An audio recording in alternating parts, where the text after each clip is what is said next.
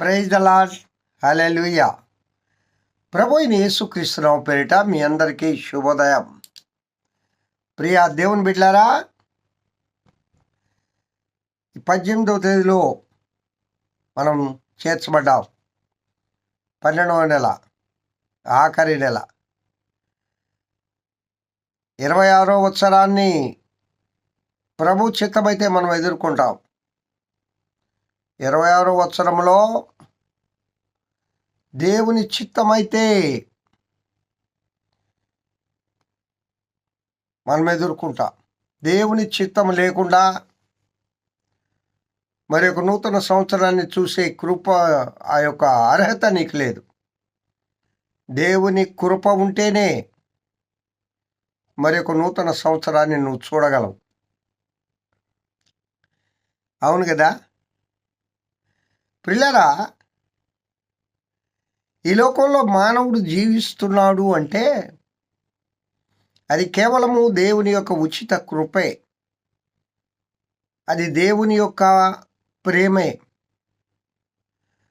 చాలామంది ఏమనుకుంటున్నారంటే, ఈ లోకంలో నాకున్న బలము, నాకున్న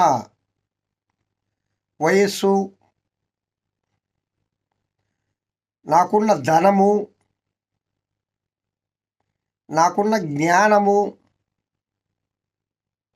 మరి లోక సంబంధంగా ఆయనకి ఏదైతే ఉందో దాన్ని బట్టి నేను జీవిస్తానని గర్వపడుతూ ఉంటారు. బైబిల్ గ్రంథంలో ఒక మంచి మాట రాయబడి ఉంది. గర్వానికి ముందు నాశనానికి ముందు గర్వం నడుచుద్దట. నువ్వు నాశనం అయిపోతావు అనే దానికి సూచన ఏంటంటే ముందు నువ్వు గర్వంగా ప్రవర్తిస్తుంటావు. అది ఎలాంటి గర్వం అంటే, తల్లిదండ్రులను గౌరవించేది లేదు, పెద్దలను గౌరవించేది లేదు, ఒక అహంకారం. నేనెవ్వరికి తల వంచను.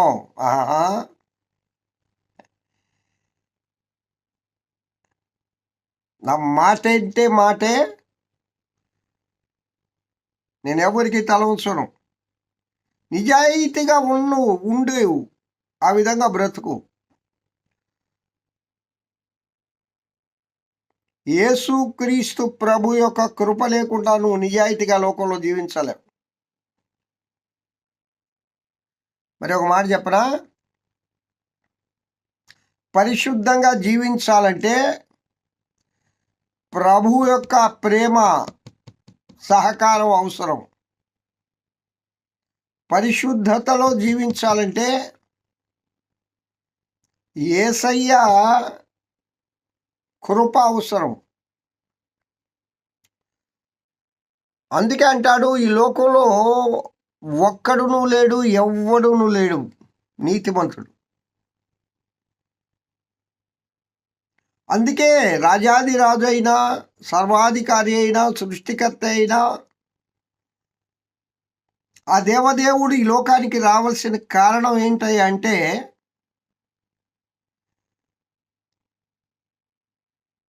తన ప్రజలను వారి పాపముల నుండి విడిపించుటకు ఆయన ఈ లోకానికి వచ్చాడు. ప్రజలందరినీ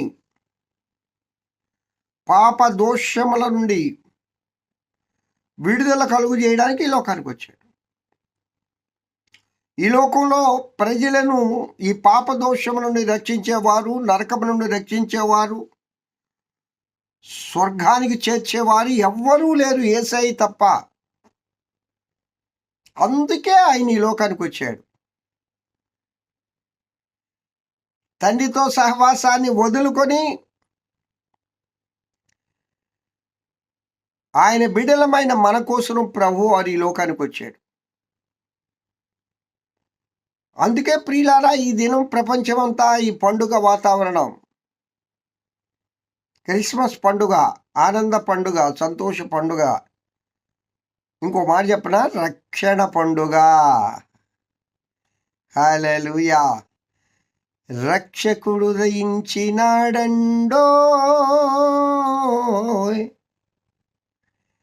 ఎవరు ఉదయించినాడు? రక్షకుడు ఉదయించినాడు. ఇంత గొప్ప సంతోషకరమైన దినాల్లో ప్రియులారా మీరందరూ ఉన్నారు కదా. ఆత్మతో సత్యంతో ప్రభువును ఆరాధించండి. నిజమైన క్రిస్మస్ అంటే క్రీస్తును ఆరాధించడమే కదా. క్రీస్తును ఆరాధిస్తూ అదేవ దేవునిలో కొనసాగుదుముగాక.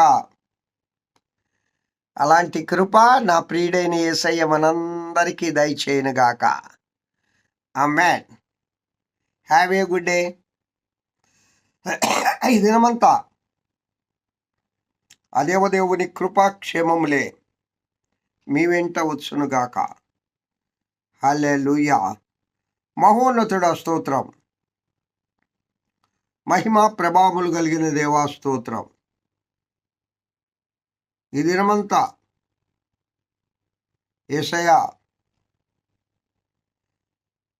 నీ కృపను నీ ప్రేమను బిడ్డలపైన కృమ్మరించమని, బిడ్డలకు కాపరిగా క్షేమకరమైన ఆనందకరమైన జీవితాన్ని దయచేయమని యేసు నామమున పేరిట వేడుకొంచున్నాను తండ్రి. ఆమేన్. Praise the Lord. Have a good day. ఈ దినమంతా అదేవ దేవుని కృపాక్షేమంలే మీ వెంట వచ్చునుగాక.